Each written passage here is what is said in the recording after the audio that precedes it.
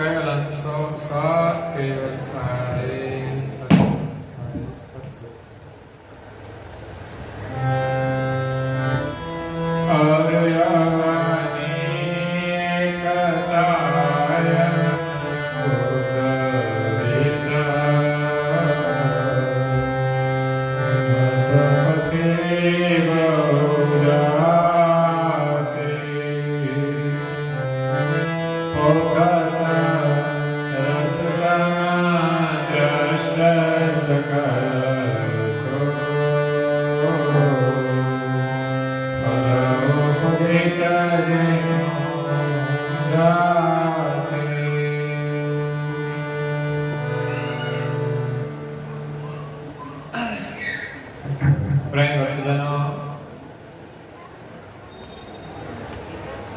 संप्रदाय नाद्य स्थापक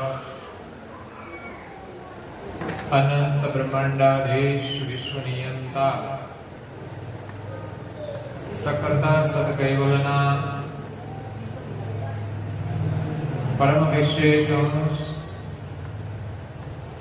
अनंत अंशोना तारणहार परम मोक्षना दाता कैवल धर्म धुरंधर महान समर्थ परम श्रेष्ठ परम विभूतिवान परम दयालु परम कृपा निधि सर्वज्ञ दिव्य परम गुरु श्रीमद करुणा सागर महाराज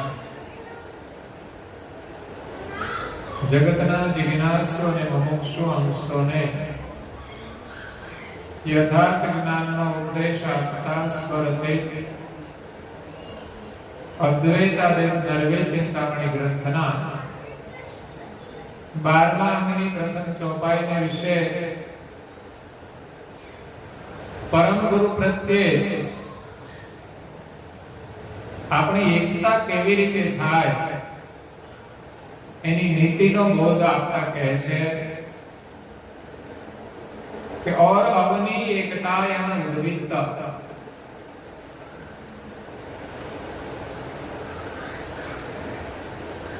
वनस्पति बहुभाती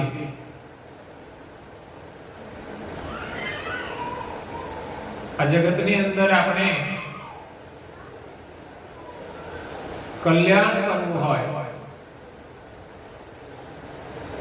દુઃખોમાંથી મુક્તિ મેળવવી હોય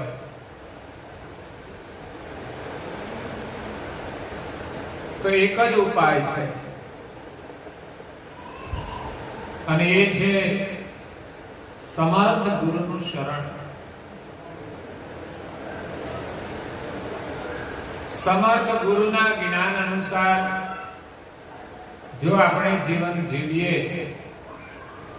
અને માલિકનું ભજન કરીએ તો દુનિયાના તમામ દુઃખોમાંથી આપણને હંમેશને માટે મુક્તિ મળી જાય છે સંસારમાં અનેક પ્રકારના દુઃખ છે કોઈ ગણતરી કરી છે કેટલા દુઃખ છે જેટલા માણસ છે એટલા દુઃખ છે તો આપણા દેશમાં કેટલા દુઃખ કહેવાય 140 કરોડ જેટલી વસ્તી એટલા દુઃખ છે કારણ કે એક માણસ હોય એ લગ્ન કરે એટલે બે ભેગા થાય બે દુઃખ થયા એકલા હોય ત્યાં સુધી બહુ દુઃખ ના હોય પણ બે ભેગા થાય એટલે લડાઈ શરૂ થાય પછી ત્રીજું આવે એટલે ત્રીજું દુઃખ શરૂ થાય એમ જેટલા માણસ એટલું દુઃખ છે તો આમાંથી છૂટવાનો એક જ ઉપાય છે કે આપણે પરમ ગુરુના શરણમાં જઈએ અને એની સાથે જો એકતા કરીએ તો પરિવારના ગમે તેટલા સભ્યો હોય તો પણ કોઈ દુઃખ રહેતું નથી કારણ કે આપણે બધા એક થઈ ગયા દુઃખ ક્યાં છે આપણે બધા જુદા જુદા હોઈએ એટલું દુઃખ છે દરેકના મત જુદા જુદા દરેકનો સ્વભાવ જુદો જુદો એટલે દુઃખોનું સર્જન થાય છે જો બધાનો એક જ મત હોય, ઘરમાં બધા પ્રેમથી રહેતા હોય, તો કોઈ દુઃખ છે? હળી મળીને રહે તો કોઈ દુઃખ નથી. પરંતુ જ્યારે પરિવારમાં સંપ નથી હોતો, એકતા નથી હોતી, ત્યારે દુઃખ ઊભા થાય છે. પરમ ગુરુના શરણમાં જવાથી આપણો બધાનો એક મત બની જાય છે. આપણે બધા એકબીજા માટે જીવીએ છીએ. એટલે પરમ ગુરુ સાથે આપણી એકતા કેવી રીતે થાય?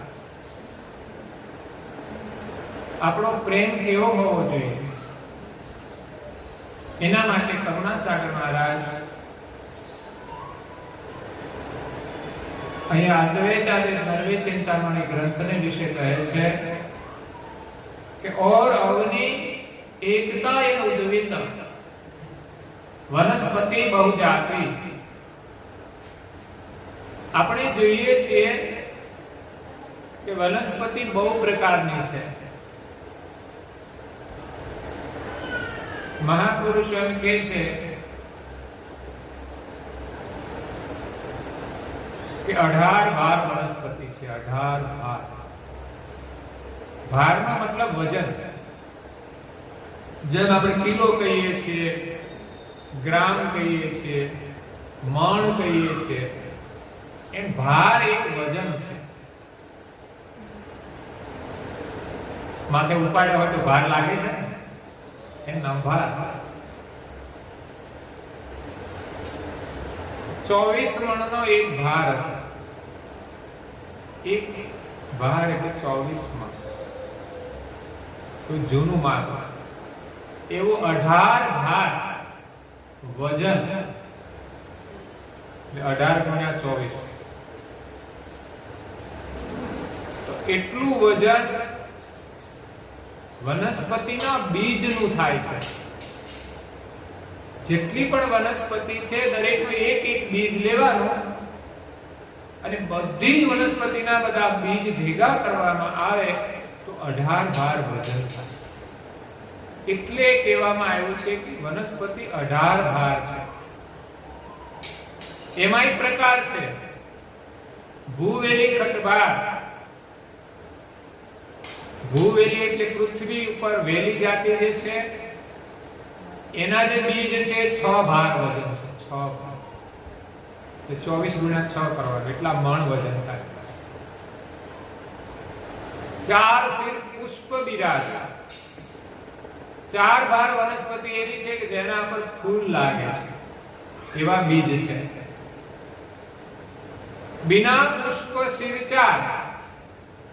તો ઘણી વનસ્પતિ એવી છે કે જેના પર ફૂલ લાગતા નથી, એવી પણ 4 ભાર વનસ્પતિ છે. 4 શિર કંટક રાજે. 4 ભાર વનસ્પતિ એવી છે કે જેના શિર ઉપર કાંટા લાગે છે. બોરડી હોય, થોર હોય, બાવળ છે. તો કુલ કેટલા ભાર થયા?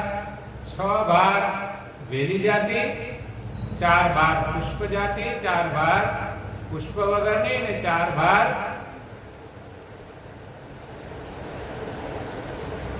કાંટાવાળી. 4 વાળી 3 છે, 12 થઈ. અને 6 ભાર અલગ વેલી જાતિ, એટલે કેટલી થઈ? 12 ને 6 18 ભાર વનસ્પતિ છે. આ બધી વનસ્પતિ પૃથ્વીની એકતા રાખીને ઉગે છે. પૃથ્વી વગર ઉગી શકતી. માટી સાથે એની એકતા થાય ત્યારે ઉગે છે. એમ પરમ ગુરુ કહે છે કે અવની એકતાય ઉદ્વિત. અવની એટલે પૃથ્વીની એકતા રાખીને 18 ભાર વનસ્પતિ ઉદય પામે છે. વનસ્પતિ બહુજાત પ્રકારની વનસ્પતિ આપણે જોઈએ છે કે આ વરસાદ વરસે એટલે આખી પૃથ્વી જાણે કે પૃથ્વીએ લીલા કલરની સાડી પહેરી હોય એવું વાતાવરણ બની જાય છે. ઉનાળામાં બધું સૂકું હોય અને વરસાદ આવે એટલે બધું લીલું છમ થઈ જાય. આપણને બહુ ગમે છે. પોખત રસ સમરસ કલ્પ. પૃથ્વી છે એ નાની વનસ્પતિ હોય કે મોટી હોય, કડવી હોય કે મીઠી હોય, કાંટાવાળી હોય કે કાંટા વગરની, ફૂલવાળી હોય કે ફૂલ વગરની, કોઈ પણ જાતની વનસ્પતિને પૃથ્વી સમદ્રષ્ટિથી બધાને પોષણ આપે છે. તો ઘણા ઝાડ તો બહુ મોટા થાય છે અને ઘણા તો નાના રહે છે. તો શું નાનાને ઓછું પોષણ મળતું હશે અને મોટી જે વનસ્પતિ છે એને વધારે પોષણ મળતું હશે? ના, પોષણ તો બધાને સરખું મળે છે, પણ બીજની જાતિ જુદી જુદી છે. જેની જેવી જાતિ હોય એ પ્રમાણે વધે છે. પછી ગમે તેટલું ખાતર કે પાણી આપવામાં આવે તો પણ ભીંડાનો છોડ 5 ફૂટથી વધારે થાય એ 10 ફૂટનો ના થાય.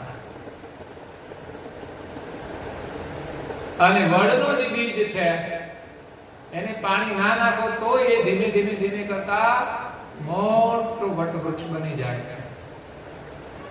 એટલે કહેવાનો મતલબ કે પૃથ્વી સમદ્રષ્ટિથી બધાનું પોષણ કરે છે. ફળ ઉપજિત જીનું જાતિ, પણ જે વૃક્ષની જે જાતિ હોય એ પ્રમાણે એને ફળ લાગે છે. કોઈને મધુર ફળ લાગે છે તો કોઈને કડવા ફળ લાગે છે, કોઈને ખાટા તો કોઈને તીખા.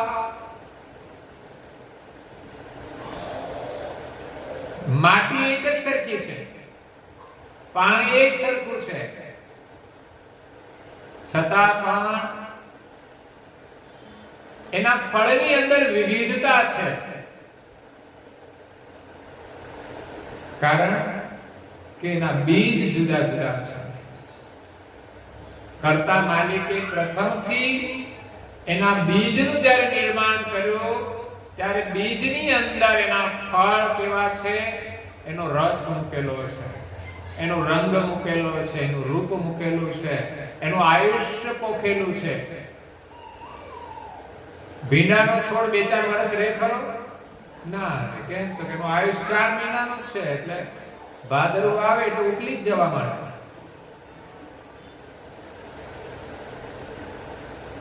એટલે ફળ ઉપજિત જીવ જાતિ, જે વનસ્પતિની જાતિ હોય એ પ્રમાણે ફળ લાગે છે. આગળ પરમ ગુરુ કહે છે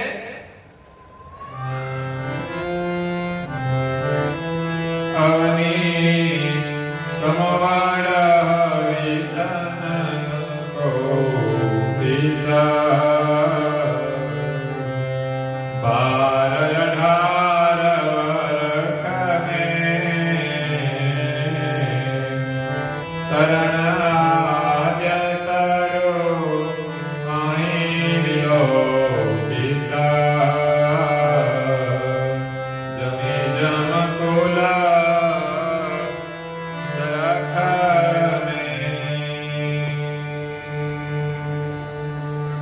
આવની સમોવડ હવી તન કૌકિતા. પરમ ગુરુનો કહેવાનો આશય સમજવાનો છે કે પૃથ્વીમાંથી અનેક પ્રકારની ભિન્ન ભિન્ન વનસ્પતિ ઉગે છે. કોઈ નાની છે, કોઈ મોટી છે. કહ્યું કે અવની સમોવડ હવી તન કૌકિતા, પરંતુ કોઈ વનસ્પતિ પૃથ્વી સમાન થઈ શકતી. પૃથ્વી તો કેટલી વિશાળ છે, કોઈ વૃક્ષ પૃથ્વીના જેવું બની શકતું નથી. 12 વરખને 18 વૃક્ષ જાતિમાં કોઈ પણ વૃક્ષ મોટું થાય, બહુ મોટા મોટા વૃક્ષો જોવા મળે છે, પણ કોઈ જમીનની સરખા સમોવડ થઈ શકતું નથી. તરણ આદ્ય તરુમાહી વિલોકિતા. નાની તરણ જાતિ કે મોટી વૃક્ષ જાતિ, એમાં 5 પ્રકાર છે: વૃક્ષ, તરણ, પનડી, વેલી અને જલ જાતિ. વૃક્ષ જે મોટા કદાવર વૃક્ષ થાય એને વૃક્ષ જાતિ કહેવાય. તરણ જાતિ એટલે ઘાસ જેવું. ઘાસ એ ઘાસ જ રહે, ફૂટ 2 ફૂટ થી વધારે થાય નહીં. પનડી જાતિ કે જે પાંદડાવાળી વનસ્પતિ હોય. પછી વેલી જાતિ અને એક જળ જાતિ છે જે જળની અંદર થાય છે. પાણી વગર એ વનસ્પતિ રહી શકતી નથી, એ પાણીની અંદર થાય છે. તો આવી જે તરણાથી માંડીને મોટા વૃક્ષોનું તમે વિલોકન કરો, જમી જમ કુલ દરખમે, તો પૃથ્વીના સમાન કયું વૃક્ષ છે? તો કોઈ જ નથી. તો આગળ પરમ ગુરુ કહે છે, તૈસે હી હમ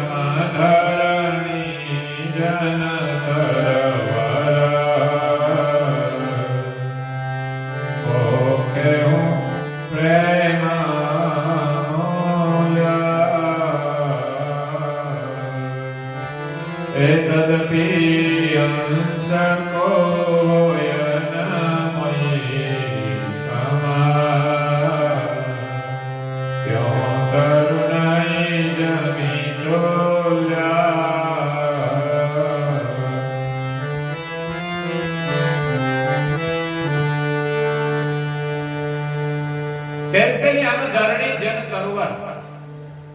પરમ ગુરુ કહે છે કે હું પૃથ્વી સમાન છું અને જગતના જે માનવો છે એ બધા વૃક્ષ સમાન છે.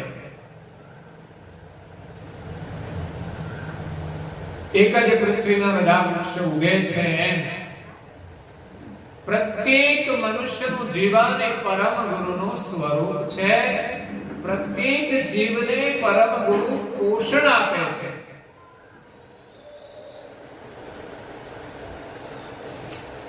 આપણે જે શ્વાસ લઈએ છીએ ને એ જીવન આપે છે પરમ ગુરુ. એ જીવન એ જ પરમ ગુરુનું સ્વરૂપ છે, જેને સોહંગ સ્વરૂપ કહેવાય છે. અને જીવન આવે છે ક્યાંથી? તો કે આ જગતના જે સર્જનહાર છે એ બધાને જીવન આપી રહ્યા છે. તો આ જગતના માલિક કોણ? તો કે જે આપણને જીવન આપે તે આપણા માલિક. તો શ્વાસ ક્યાંથી આવે છે એની પાછળ આપણે જઈએ ને તો માલિકની પ્રાપ્તિ થાય. એટલે આપણી સુરતાને શ્વાસ સાથે જોડવાની છે. એટલે આપણી દ્રષ્ટિ સૂક્ષ્મ કરી અને પ્રાણનું અવલોકન કરવાનું છે. કે આ પ્રાણ ક્યાંથી આવે છે? પ્રાણને ચેતન કરનાર કોણ છે? એ જ આપણા માલિક છે. તો અહીંયા પરમ ગુરુ એ પૃથ્વી સમાન છે. આપણે બધા જ એક વૃક્ષ સમાન છીએ. પોખેવું પ્રેમ અમૂલ્ય. જે પૃથ્વી દરેક વૃક્ષને પોષણ આપે છે એમ પરમ ગુરુ કહે છે કે હું બધાને અમૂલ્ય પ્રેમ પ્રદાન કરું છું. પ્રેમ વિના આપણે કોઈ જ જીવી શકતા નથી. ઘણા લોકોના જીવનમાં પ્રેમ ખૂટી જાય છે તો નથી મૃત્યુ પામતા કે હવે નથી જીવવું, કારણ કે પ્રેમ વગર જીવી ન શકે. ભલે કૂતરા પ્રત્યે તો કૂતરા પ્રત્યે પણ પ્રેમ જોઈએ માણસને. વસ્તુમાં પણ માણસનો પ્રેમ હોય છે. કોઈ રમકડાની અંદર પણ માણસનો પ્રેમ હોય છે.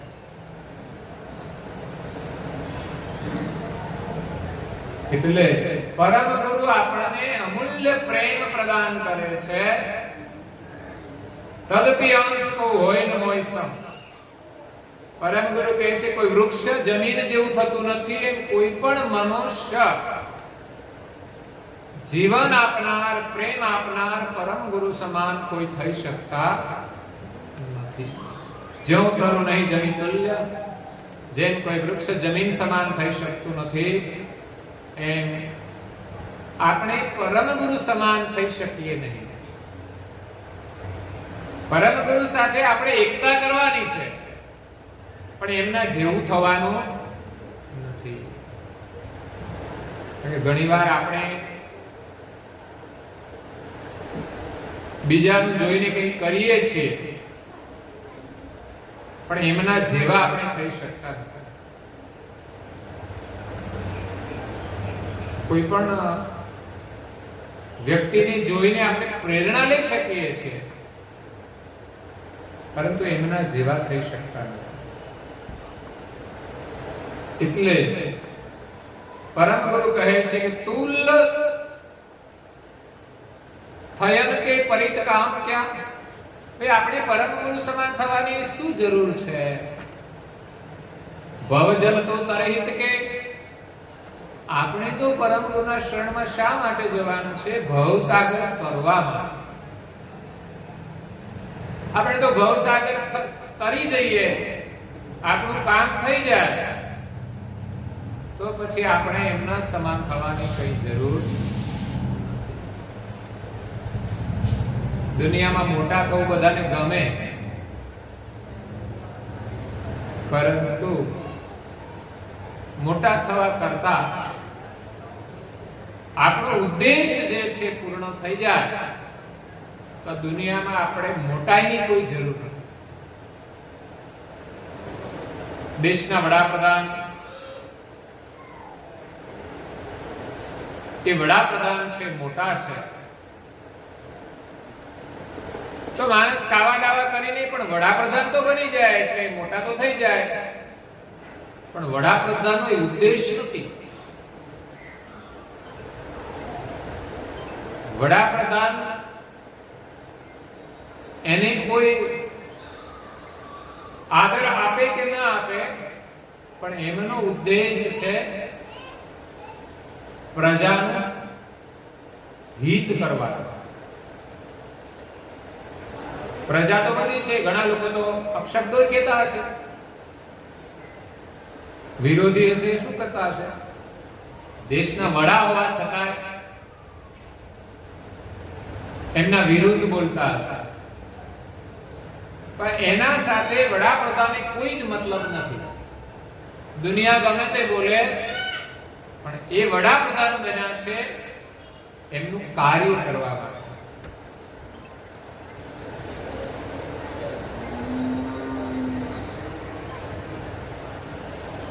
એટલે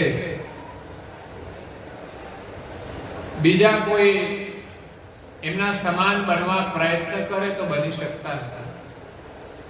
બસ એક વડાપ્રધાન છે, એનું કામ કરે છે. આપણે બધાને વડાપ્રધાન બનવાની જરૂર નથી. આપણામાં જે ક્ષમતા હોય એ પ્રમાણે આપણે પણ સમાજનું કાર્ય કરી શકીએ છીએ, દેશનું કાર્ય કરી શકીએ છીએ. એટલે પરમ ગુરુ કહે છે કે તમે ભવસાગર તો તરવાના છો, પછી મારા સમાન થવાની તમારે શું જરૂર છે? જો બેડા સે લંગિત નંદકુ ફરી ન હોય ચમક જગીર કે, જેમ કોઈ નદીના કિનારે કોઈ નાવને બાંધવામાં આવે તો એ પછી આડું અવળું ખેંચાતું નથી.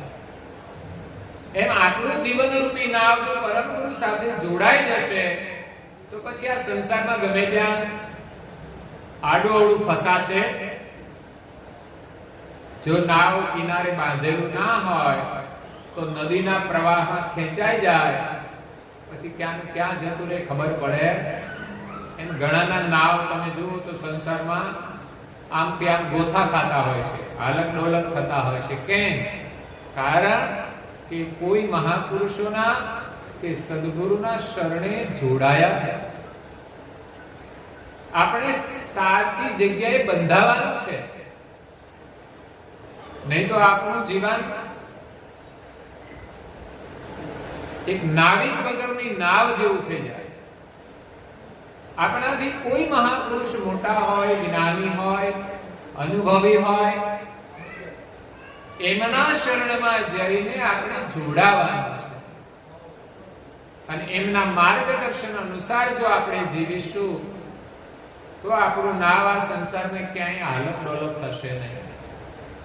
જોઈએ છે આપણે કે જે મહાપુરુષોના વિચાર ઉપર ચાલે છે એમના ઘર સુખી છે અને સલામત છે, કારણ કે સાચી જગ્યાએ જોડાયેલા છે, બંધાયેલા છે. એટલે આપણે પરમ ગુરુના શરણમાં રહેવાનું છે. આ કથા માત્ર સાંભળવા માટે નથી, આ કથા માત્ર એક સદગત આત્મા પાછળ કોઈ ક્રિયાકાંડ નથી, પરંતુ પરમ ગુરુ શ્રીમદ કરુણાસાગર મહારાજ જીવ માત્રનું કલ્યાણ કરવા માટે આવ્યા છે અને કલ્યાણ માટેનો ઉપદેશ આપે છે. એ આપણે શ્રવણ કરી અને જીવનમાં ચરિતાર્થ કરવાનો છે. પરમ ગુરુના સાનિધ્યમાં જવાથી અને રહેવાથી, એની છાયામાં રહેવાથી આપણને શાંતિ મળશે, શીતળતા મળશે. પરમ ગુરુ કોણ છે એને આપણે ઓળખવાના છે. જે આ જગતની અંદર આ જગતના સર્જનહારનું લક્ષ્ય લઈને આવ્યા છે, માલિકની ઓળખાણ લઈને આવ્યા છે, જેમના શરણમાં જવાથી આપણને માલિકની ઓળખ થાય છે અને માલિકનું ભજન થાય છે. પરમ ગુરુના શરણમાં ગયા વિના આપણે માલિકને ઓળખી નહીં શકીએ અને એમના પ્રત્યે પ્રીતિ પણ નહીં થાય. પરમ ગુરુ વિના માલિક પ્રત્યે પ્રીતિ નહીં બંધાય. માલિક પ્રત્યે એકતા કરાવનાર માધ્યમ એ પરમ ગુરુ છે. જાણે કે પ્રેમ એ જ પરમ ગુરુ છે. પતિ અને પત્ની બે હોય પણ બંનેને જોડી રાખનાર કોણ છે? તો કે પ્રેમ છે. બંનેમાં એક વસ્તુ છે, પ્રેમ. એના વગર બંને એક થઈ શકતા નથી. એમ માલિક અને આપણે બંને જુદા છીએ, એની એકતા કરાવનાર પરમ ગુરુ એ પ્રેમ સ્વરૂપ છે.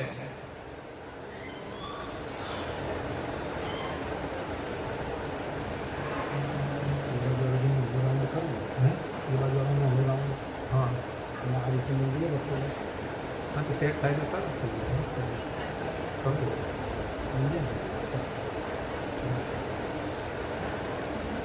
પરમ ગુરુ પ્રેમ રૂપ છે.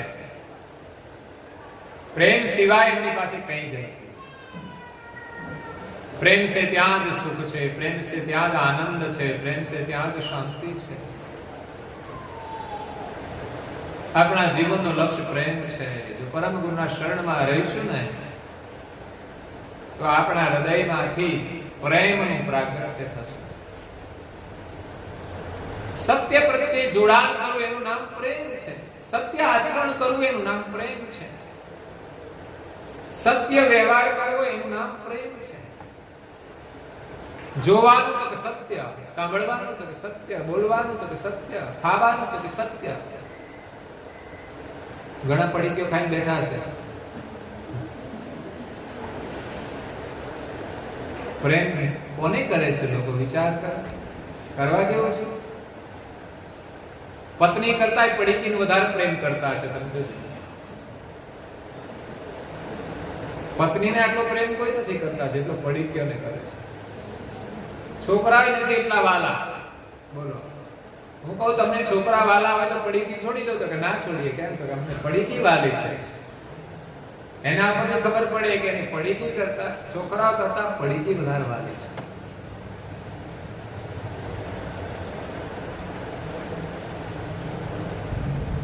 પ્રેમ સત્ય પ્રત્યે થવાનું છે. અહીંયા પરમ ગુરુ કહે છે બહરો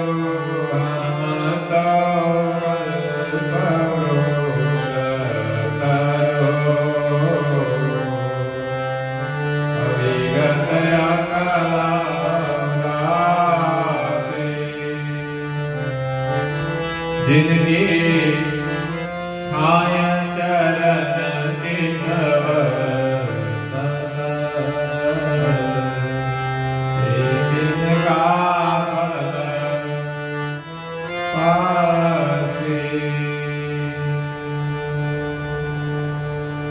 परम गुरु कहे छे कि बहोरु हम तो कल्प वृक्ष तरु.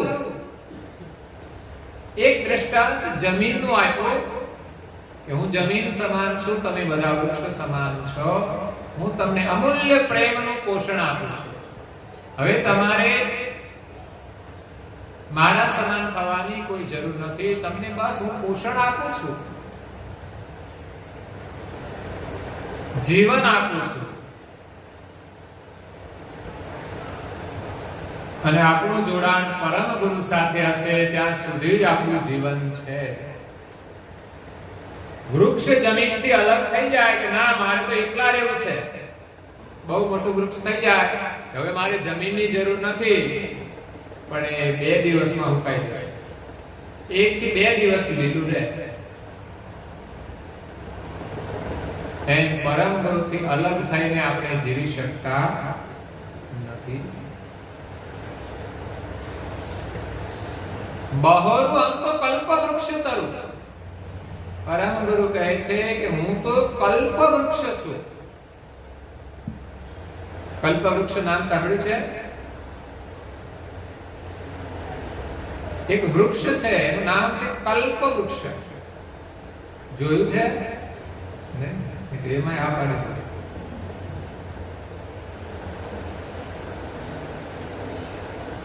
મનુષ્યનું શરીર કલ્પ વૃક્ષ છે. બોલો, તો ખબર નથી. તમે જે ઈચ્છો તે થાય, તમે જે કલ્પના કરો તે થાય. એનું નામ કલ્પવૃક્ષ કહેવાય. તો મનુષ્ય જે સંકલ્પ કરે અને પુરુષાર્થ કરે તે સંભવ છે. આ કોઈ પ્રાણી ન કરી શકે, કોઈ પશુ ન કરી શકે, પણ મનુષ્ય જે ધારે ન કરી શકે. એને આકાશમાં જવું હોય તો આકાશમાં જાય, પાતાળમાં જવું હોય તો પાતાળમાં જાય. દુનિયાનું જે કઈ સંશોધન છે બધું મનુષ્યનું તો છે. જે કઈ કરી રહ્યો છે મનુષ્ય તો કરી રહ્યો. છતાંય માણસ પોતાની ઈચ્છા પ્રમાણે બધું નથી કરી શકતો. પોતે એટલો સ્વતંત્ર નથી, સ્વાધીન નથી કે બધું જ કરી શકે. પરમ ગુરુ કહે છે કે હું કલ્પ વૃક્ષ છું. કલ્પ વૃક્ષ છે એક કલ્પના છે. માનો કે એવું કોઈ વૃક્ષ છે જેનું નામ કલ્પ વૃક્ષ છે. આમ તો આ વૃક્ષને દેવી વૃક્ષ માનવામાં આવે છે કે દેવલોકની અંદર આવું વૃક્ષ હોય કે ત્યાં એ ઝાડની નીચે તમે બેસી જાઓ, પછી તમે જે ઈચ્છા કરો તે બધું મળી જાય. તમારે કશું કરવું પડે. તમે એમ કહો મારે જમવું છે અને જે જમવું હોય, પાણીપુરી માંગો તો પાણીપુરી તરત આવી જાય. બનાવવી ના પડે, લેવાય ના જવું પડે, સામે જ આવી જાય. આનું નામ કલ્પ વૃક્ષ કહેવાય. એટલે સ્વર્ગમાં લોકો કેમ જાય છે કે ત્યાં કલ્પ વૃક્ષ છે, એના નીચે બેસી જાય એટલે મજા મજા. પણ તમે સાચું ચિંતન કરો તો ફાયદો થાય, ખોટું ચિંતન કરો તો નુકસાન થાય. ફરક કેટલો છે? તમારા ચિંતન ઉપર આધાર છે. તમે કેવી કલ્પના કરો છો એ પ્રમાણે તમને ફળ મળે છે. એક માજી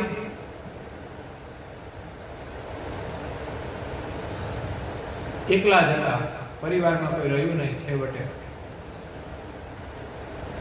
અને પોતાનું જીવન ગુજરાન ચલાવવા માટે શું કરે? ગાયો ભેંસનું છાણ લઈ છાણા બનાવે અને એ મજૂરી કરીને પોતાનું જીવન ચલાવે છે. નારદ મુનિ નીકળ્યા, એને એમ થયું કે આ માજીને કોઈ છે નહીં અને ક્યાં સુધી આપણે કરશે, એટલે એમને પૂછ્યું કે ચાલો સ્વર્ગમાં આવવું છે તો હાલો જઈએ. નારદ મુનિ તો સ્વર્ગમાં લઈ ગયા. માજીને ક્યાં બેસાડ્યા તો કલ્પવૃક્ષ નીચે. માજીથી બીજું કઈ કામ તો થાય નહીં, એટલે કે તમારે જે જોઈએ તે મળી જશે. તો માજી બિલકુલ નવરા, કશું કામ નથી, કંટાળો આવે છે. કઈ છાણ હોય તો છાણા થાપીએ તો છાણ આવી ગયું. જેના ભાગ્યમાં જ હોય એ જ એને મળે. એટલે આપણને જે મળ્યું છે ને એ આપણું ભાગ્ય છે, સમજો ને. આપણી જેવી કલ્પનાઓ છે એ પ્રમાણેનું આપણને જીવન મળ્યું છે. હજુ આપણે સારી કલ્પનાઓ કરીશું ને તો ઉત્તમ જીવન પ્રાપ્ત થશે. વાલીઓ લૂંટારો હતો, કારણ કે એની કલ્પનાઓ લૂંટવાની હતી. પણ એક દિવસ નારદ મુનિના સંગ અને સત્સંગથી એ ઋષિ બની ગયા, કારણ કે ચિત્તવન બદલાઈ ગયું. એ જ વ્યક્તિ છે ને, એમ આપણે પણ આજે જે છીએ તે આમાંથી પરિવર્તન થઈને આપણે જેવું ચિત્તવન કરીશું તેવા થઈ જઈશું.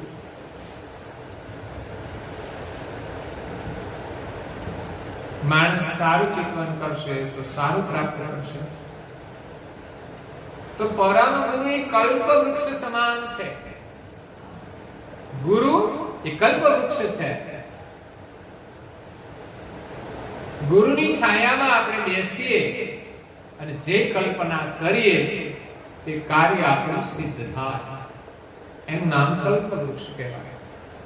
તો પરમ ગુરુ એ તો મહાન સજાણ જાણ છે. દુનિયામાં ગુરુ તો ઘણા છે, પણ એને પોતાની ખબર ન હોય, એ બીજાનું કામ ન કરી શકે. પણ પરમ ગુરુ તો જીવ માત્રના જીવન દાતા છે, સર્વજ્ઞ છે, બધું જાણે છે. અને એના શરણમાં આવી, એમના શરણમાં રહીને જે કોઈ શુભ ચિંતન કરે તો એનું હંમેશા શુભ થાય છે. એમના મનોરથ પૂરા થાય છે. પણ આપણે જ્યારે જરૂર પડે ત્યારે એને યાદ કરીએ, પછી ટાઈમ ના મળે એનું સ્મરણ કરવાનું, તો આપણું કામ થતું નથી. નિયમથી એના શરણમાં રહેવું પડે. એક ક્ષણવાર માટે પણ આપણે એને ભૂલીએ નહીં. એટલે ભૂલી ગયા તો કામ પતી ગયું, પછી આપણું કામ થવાનું નથી. તો નારદાજી મહારાજ શ્રી પણ ગોળીપદની અંદર પરમ ગુરુને કલ્પવૃક્ષ સાથે સરખાવે છે.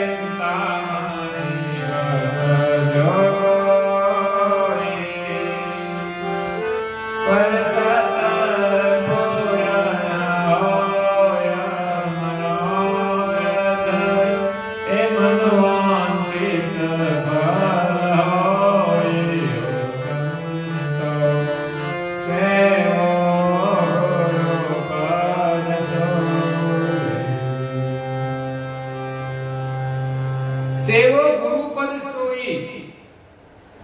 ગુરુના ચરણની સેવા કરો, ગુરુ ચરણનું સેવન કરો, ગુરુના વચનોનું સેવન કરો.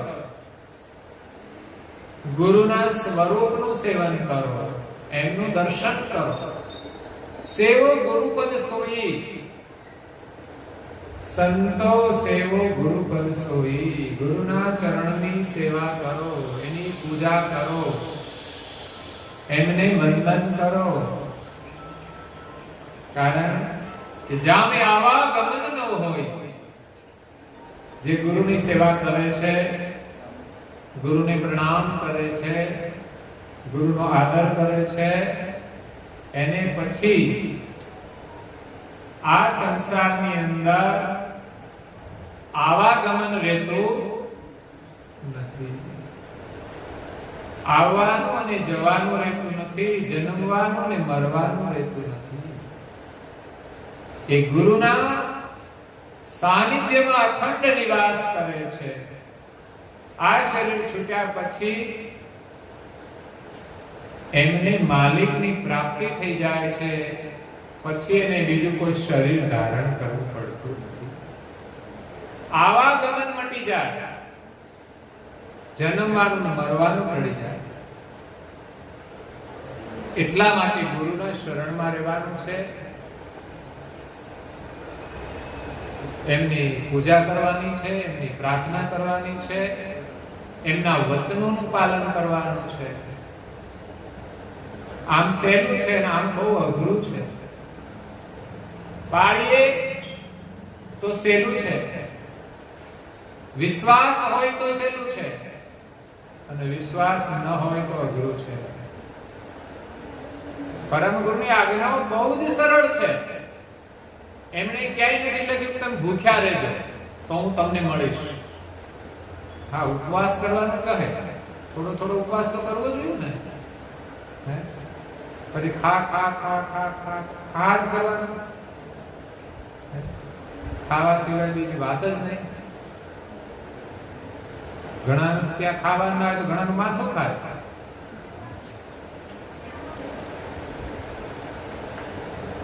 પણ ગમે તે ખાવા જોઈએ. એટલે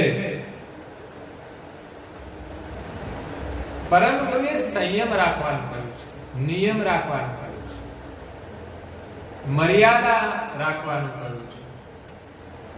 આપણે મર્યાદાની બહાર જીવીએ છીએ ત્યારે મુશ્કેલી આવે છે. સંયમને ભૂલી જઈએ છીએ ત્યારે એક્સિડન્ટ થઈ જાય છે. ગાડીમાં બ્રેક શા માટે હોય? જો બ્રેક મારી જ રાખે તો ગાડી ચાલે ખરી? જરૂર પડે ક્યારેક તો મારવી પડે. પણ ઘણાની ગાડીઓ જ બ્રેક વગરની છે. એ ગમે તે આથડા અને પછી ઊભી રહે, એના કરતા પહેલા બ્રેક મારી હોય તો, ધીમી પાડી હોય તો. એટલે પરમ ગુરુ આપણને સંયમ આપે છે, નિયમ આપે છે. એ પ્રમાણે જીવવું બહુ સરળ છે. જે આપણું નેચરલ જીવન કહેવાય, કુદરતી જીવન. અત્યારે આપણે અકુદરતી જીવન જીવીએ છીએ.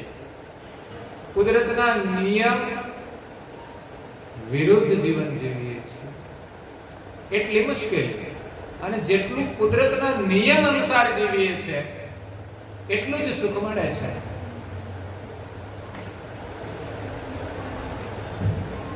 ફરવા ફરવાનું, બોલવાનું, ખાવાનું, પીવાનું, ઉઠવાનું, બેસવાનું, દરેકની સાથે જે કંઈ વ્યવહાર કરીએ, પછી પ્રાણી હોય, પશુ હોય, પક્ષી હોય, યથાયોગ્ય વ્યવહાર કરીએ તો કોઈ દુઃખ નથી. પણ આપણા દ્વારા આપણા સ્વાર્થ માટે આપણે બીજાને કોઈને દુઃખી કરીએ તો સમજવાનું એને તો દુઃખ કદાચ થશે, પણ એનાથી વધારે આપણે ભોગવવું પડશે. ઘરમાં આપણે એકબીજાને દુઃખી કરતા હોઈએ છીએ, પણ આપણને ખબર નથી હોતી. આપણે આપણી માન્યતામાં જીવીએ છીએ. તો માન્યતાઓ છોડી અને પરમ ગુરુને આપણે માનવાનું છે. એમની વાતોને માનવાની છે, એ પ્રમાણે આપણે જીવન બનાવવાનું છે. પણ બધાને ગમતું નથી. સવારે પૂજા કરવાની, પ્રાર્થના કરવાની કોઈ ગમે, એના કરતા આટા મારવાના હોય, મસાલા ખાવાના હોય, વાતો કરવાની હોય, બહુ લોકોને ગમે છે. આ અકુદરતી જીવન છે. સવારમાં પડોશી સાથે વાતો કરવાનો ટાઈમ મળી જાય, પણ પ્રાર્થના કરવાનો સમય મળતો નથી, જેનાથી આપણા મનને શાંતિ મળે.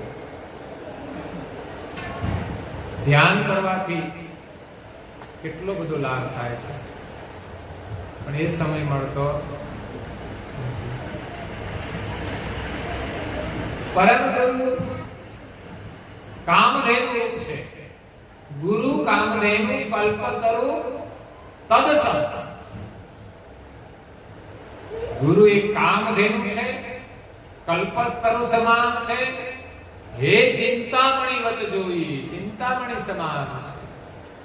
આ ત્રણેયમાં સામ્યતા છે. કામધેનુ એ છે કે ગાય છે. એ ગાયના નીચે જઈને તમે જે કામના કરો એ તમને મળે, એનું નામ કામધેનુ.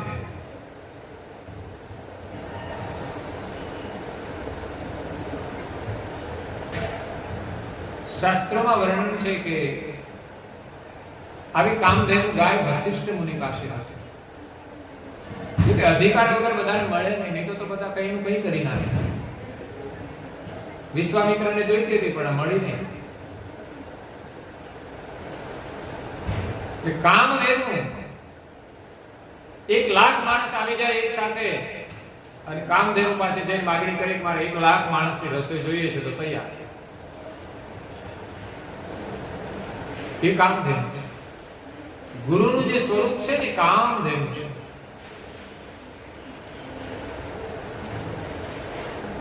એ ગુરુ જેની પાસે હોય એનું જે સેવન કરે, એ જે ઈચ્છે તે બધું કાર્ય થાય છે. એટલે એવા ગુરુની આપણે ઉપાસના કરવાની છે, પૂજા કરવાની છે, જેનાથી આ જીવનમાં સુખ શાંતિ તો મળશે, પણ જીવનને અંતે પરમ શાંતિ મળશે.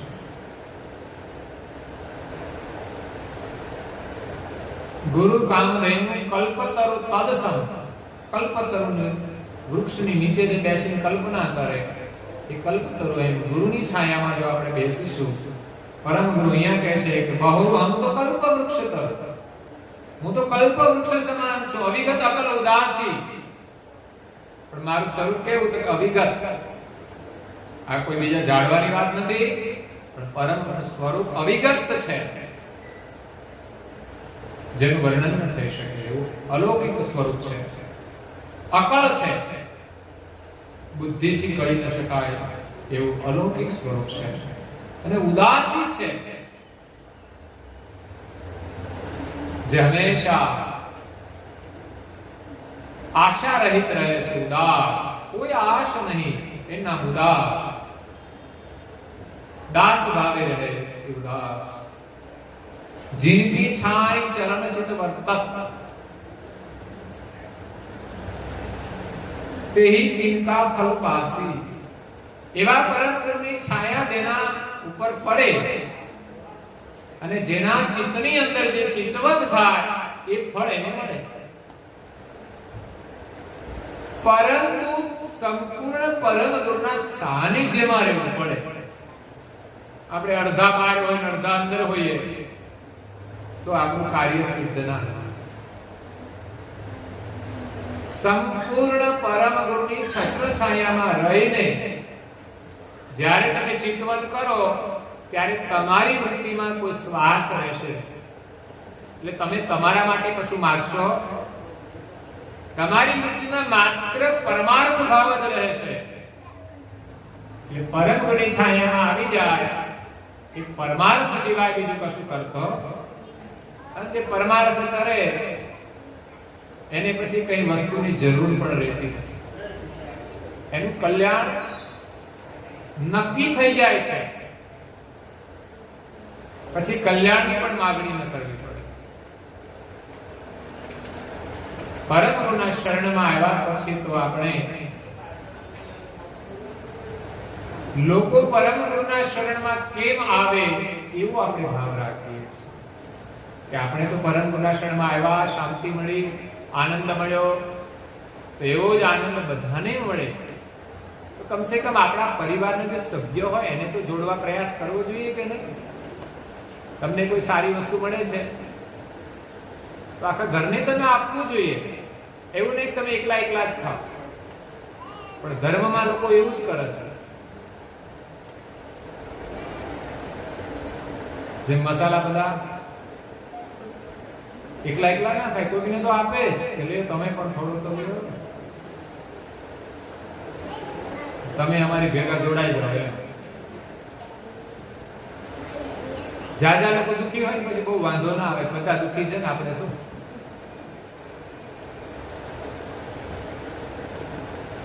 એટલે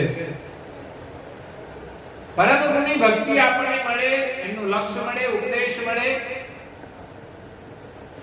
તો આપણે બીજાને પણ આપવો જોઈએ.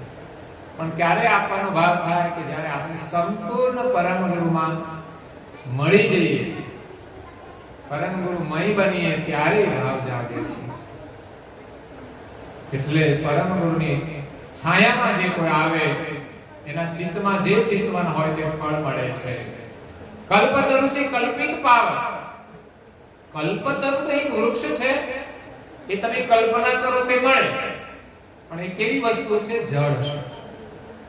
કલ્પતરુ કોઈ વૃક્ષ હોય, એના નીચે બેસીએ તો વસ્તુ માંગીએ તો વસ્તુ મળે, પણ એ બધું જળ હશે.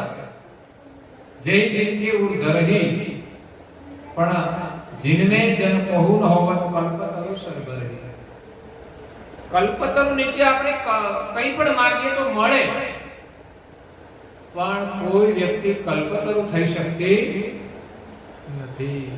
અહીંયા કહેવાનો આશય એટલો જ છે કે કોઈ વૃક્ષ જમીન સમાન નથી થઈ શકતો, અને કલ્પવૃક્ષના નીચે બેસીને કલ્પના કરે તો એ કોઈ કલ્પવૃક્ષ બની શકતું. હા, એ કલ્પના કરે મળે ખરું એમ, પછી આપણે બીજું કામ શું છે ભાઈ? કલ્પતરુ બનવાની શું જરૂર?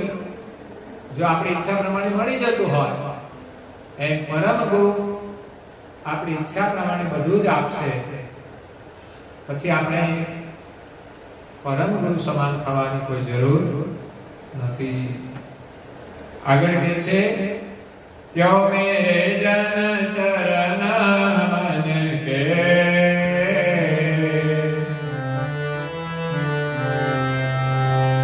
જય જેનો જમરત પાગે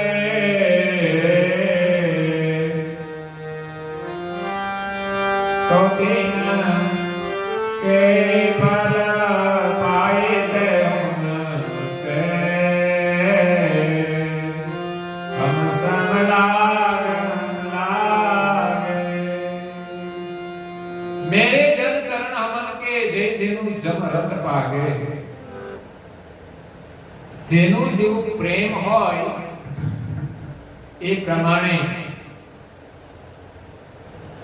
પરમ ગુરુ એને ફળ આપે છે. પરમ ગુરુના શરણમાં આપણે જઈશું ને આપણે જેવું પ્રેમ એ પ્રમાણે ફળ આપશે. પરંતુ કોઈ પણ મનુષ્ય પરમ ગુરુ સમાન થઈ શકતો નથી. હવે પરમ ગુરુ સાથે આપણે એકતા કરવાની છે.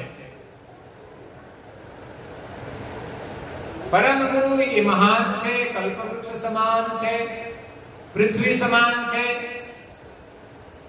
આપણે બધા પૃથ્વી ઉપર ઉગનારા વૃક્ષ સમાન છીએ અને કલ્પતરુની છાયામાં બેસનારા એક સામાન્ય માણસ છીએ. તો પરમ ગુરુની છાયામાં રહીને આપણે જે ચિંતન કરીશું તે કાર્ય આપણું સફળ થશે. તો પરમ ગુરુ સાથે એકતા કેવી રીતે કરવી, એની છાયામાં બેસવું કેવી રીતે?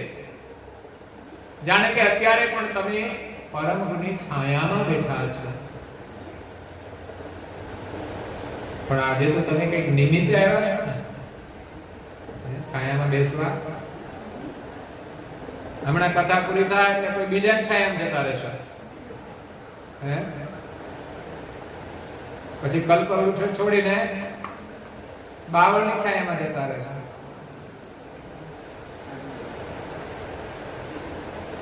લાગ લગન કી કહત રહેણી રત. પરમ ગુરુ સાથે લાગ એટલે એકતા કરવાની. લાગ એટલે લાગવગ. આપણે કોઈની સાથે લાગતું વળગતું હોય એને લાગ કહેવાય.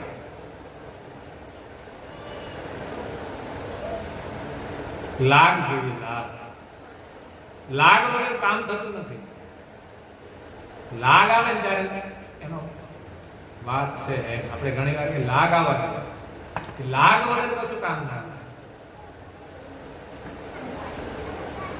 તો લાગ લગન કી કહત રહેણી રત.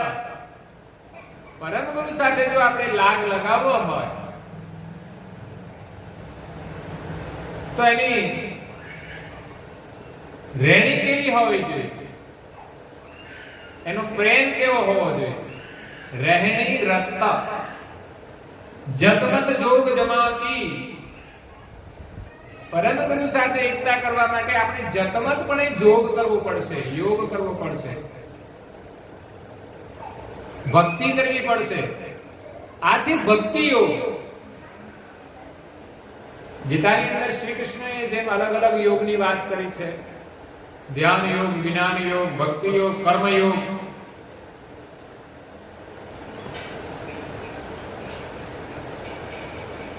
તો આપણે પણ કર્મયોગ પણ કરવો પડે. કર્મ કર્યા વગર તો કશું મળતું. આપણે તો હોતા હોતા બધું માંગીએ કે મારું આ કામ થઈ જાય, મારું પેલું થઈ જાય, પણ કશું થાય નહીં. કર્મયોગ કરવો પડે, જ્ઞાન યોગ કરવો પડે, ભક્તિ યોગ કરવો પડે, ધ્યાન યોગ કરવો પડે. તો લાગ લગન કી કહત રહેણી રત જતમત જોગ જમાતી. જતમત પણ એ યોગનો જમાવ કરવો પડે.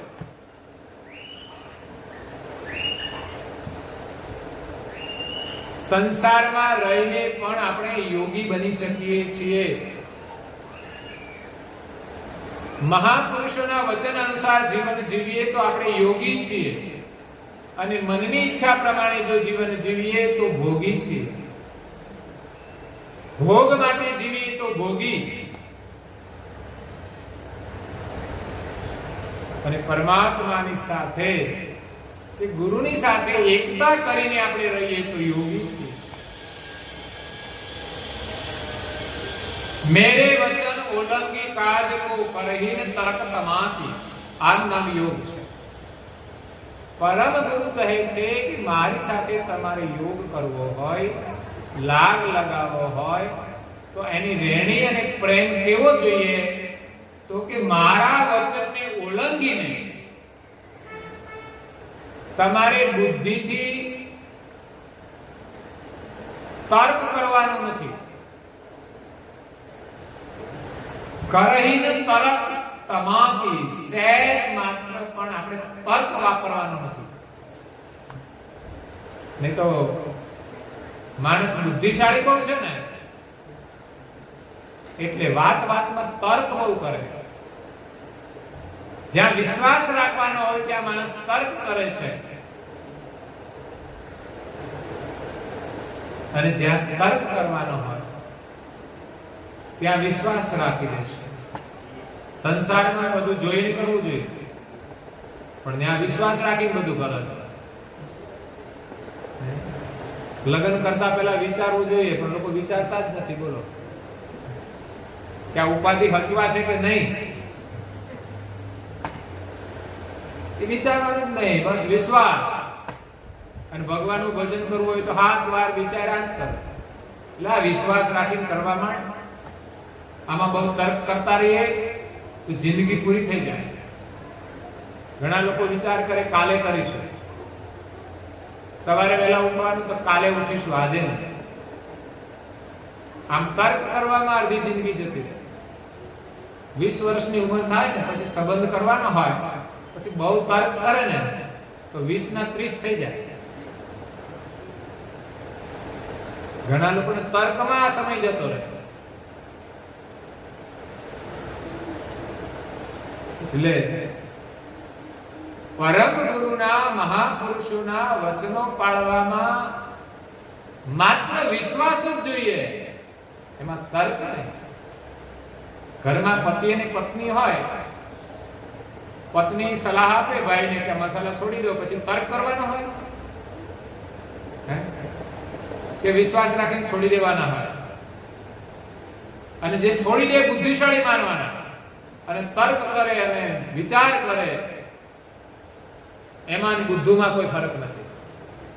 એટલે આવા કેટલાય ઘરમાં બુદ્ધુ હશે, જોજો સાચી વાત માને નહીં, બધા બુદ્ધુ લઈને બેઠા છે.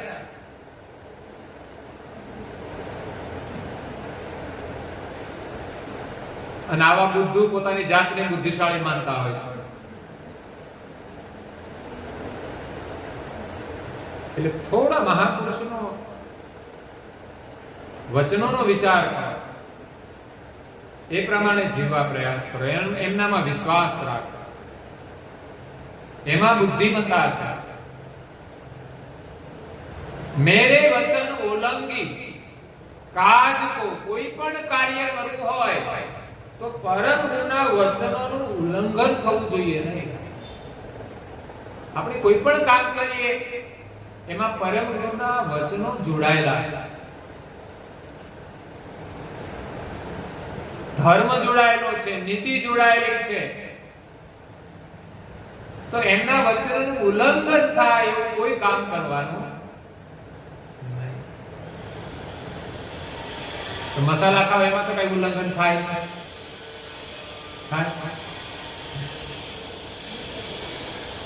થતું હોય તો નહીં કરવું જોઈએ. એવી જ રીતે વાતો કરીએ કામ વગરની તો એનું ઉલ્લંઘન થશે. તો એ પણ બંધ કરવી પડે, કારણ કે આપણું ચિત્ત પ્રભુમાં ક્યારે લાગે? દુનિયાની વાતો છોડીએ તો ને, નહીતર એ વાતોમાં લાગી જાય છે, એમાં બહુ રસ પડે છે. અને વાતોમાંથી છૂટ્યા પછી મન પ્રભુમાં લાગતું, પછી જાણે એમ લાગે કે આમાં તો કોઈ રસ જ નથી એવું લાગે. જે રસ છે બધો વાતોમાં જ છે. એટલો બધો રસ પડે છે કે પછી ભગવાનની વાતોમાં રસ પડતો નથી. એટલે પરમ ગુરુના વચનોને છોડીને કોઈ કાર્ય કરવાનો તર્ક પણ કરવો જોઈએ નહીં, કોઈ વિચાર નહીં, બસ એમની આજ્ઞા અનુસાર જ આપણે જીવન જીવવાનું. અને આગળ કહે છે, હુકમ વિના કીટ પાવ ધરિત નહીં, अपने मन मुख से टुक टुक होए जाय कहन पर मेरे मुख न सहे.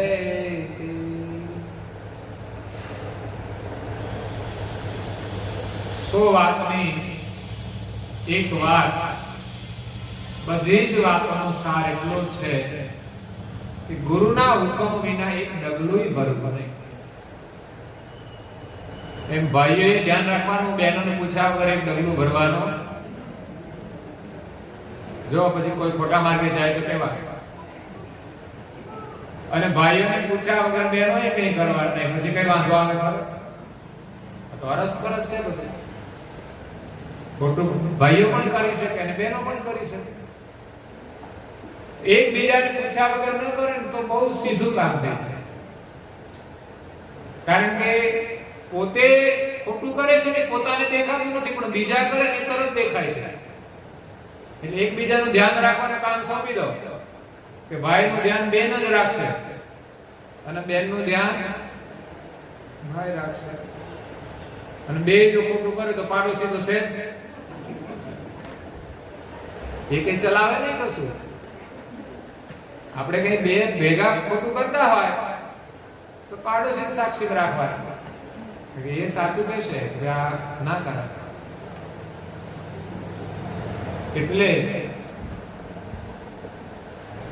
પરમ ગુરુના હુકમ વિના એક ડગલું પણ આપણાથી ભરી ન શકાય. ત્યારે એની છાયામાં રહેવાય અને આપણી ઈચ્છા પ્રમાણે બધું થાય. આપણે તો આપણી રીતે ફરીએ છીએ, બધું કરવું છે એમ થોડું થાય. अपने मन मुख से પોતાના મનની ઈચ્છા પ્રમાણે મનમુખી જો વર્તમાન ન કરે, એક ડગલું પણ પરમ ગુરુનો હુકમ વિના ચાલે ને, ટૂંક ટૂંક હોઈ જાય કહનમાં. પરમ ગુરુએ જે કહ્યું છે તો કરવાનું જ. કોઈ પણ ભોગે ટુકડા ટુકડા થઈ જવાનું. કોઈકના વચન પાળવા માટે ટુકડા થઈ જવું. એટલે ગમે તે પરિસ્થિતિ આવે તો પણ એ છોડવું નહીં. એનું નામ કહેવાય ટુકડે ટુકડા થઈ જવું. ઘણીવાર લોકો વચનને ખાતર પોતાની જાતના બલિદાન આપી દીધા છે, ટુકડા ટુકડા થઈ ગયા છે. તો ગુરુ ટુકડે ટુકડા થઈ જવા, ટૂંક ટૂંક હોઈ જાય કહન પર મેરે મુખન સહેતી.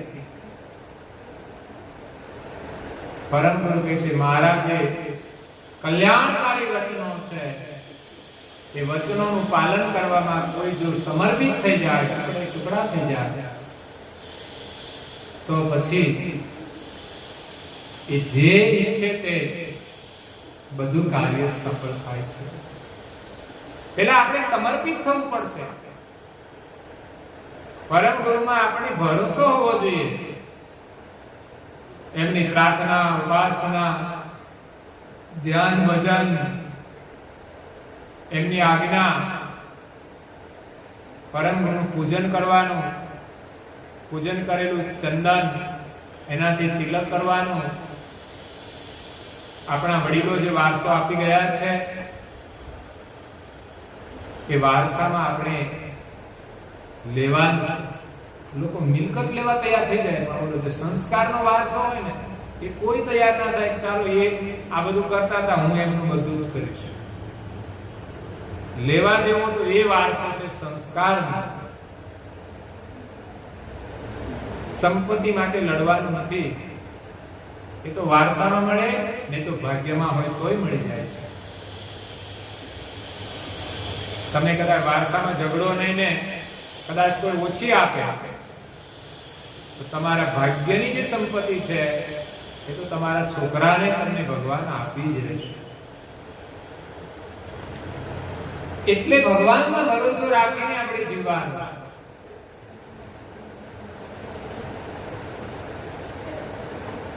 તો અહીંયા પરમ ગુરુ આપણું કલ્યાણ કરવા માટે આવ્યા છે. ભાગ્યશાળી છે મંજુલાબેન. માતાજી બહુ મોટી ઉંમરના છે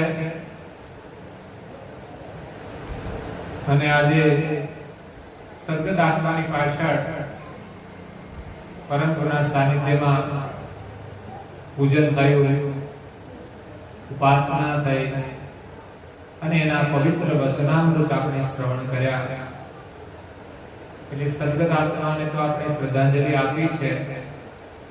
સાથે સાથે આપણને સૌને પરમ ગુરુના એક વિશેષ આશીર્વાદ મળ્યા છે. પરમ ગુરુના વચન રૂપી એમનું શરણ મળ્યું છે. એટલે એમના વચનો છે આપણું કલ્યાણ કરીને જ રહે છે. આ જન્મે જો જાગી ગયા તો આ જન્મે કલ્યાણ, ને તો આજે સાંભળેલા વચનો તમને આ જન્મે ને તો આવતા જન્મે તમને જગાડશે કે તું જાગ અને તારું કલ્યાણ થાય. આ કોઈ સામાન્ય વચન નથી, આ કોઈ સામાન્ય કાર્ય નથી. કોઈ નિમિત્તે કરેલું કાર્ય પણ ઉત્તમ કાર્ય, એનું અવશ્ય આપણને ફળ મળે છે. કોઈ બીજ તમે જમીનમાં વાવો, ભલે તમારો ભાવ ના હોય, પણ તમે વાવો એટલે ઉગે તો છે જ. ઉગે મોટું થાય અને ફળ પણ લાગે છે. એ આપણા જીવનમાં આવેલા અમૃત વચનો એક દિવસ ઉગીને એ મોટું વટવૃક્ષ બનશે અને એ જે જીવન હશે એની છાયામાં આપણે રહીશું. ત્યારે આપણને શાંતિ મળશે. ત્યારે જન્મ જન્મની આપણી ભૂખ ભાગશે. એવા કોઈ ઝાડ વૃક્ષ વાવીએ કે જેની છાયામાં આપણને શીતળતા મળે, જેના ફળ ખાવાથી આપણી જન્મો જન્મની ભૂખ ભાગી જાય. અને એવું આ વૃક્ષ છે પરમ ગુરુના વચનો રૂપી. અને આજે એના બીજ આપણે આપણા જીવનમાં વાવ્યા છે. અવશ્ય એક દિવસ એમની શીતળ છાયા આપશે, શાંતિ આપશે અને મુક્તિ પણ આપશે. કાયમને માટે સંસારના તાપમાંથી આપણને મુક્તિ પ્રદાન કરશે. તો સદગત આત્મા એમના આત્માને પરમ ગુરુ પરમ શાંતિ આપે અને એમના જે પરિવારજનો છે જગદીશભાઈ, કનુભાઈ અને મનુભાઈ, ત્રણેય ભાઈઓએ સદગત આત્માની પાછળ એક શુભ કાર્ય કર્યું છે કે જે માતાના ઋણમાંથી એને મુક્ત કરી દે. બાકી માની સેવા આગળ દીકરા તો શું કરે? સેવા ઉંમર થાય ત્યારે કરે. કોઈ શ્રવણ જેવા દીકરાઓ એમ માની જે કઈ જરૂર પડી હશે સેવા તો કરી જશે, છતાંય એનું ઋણ રહી જાય.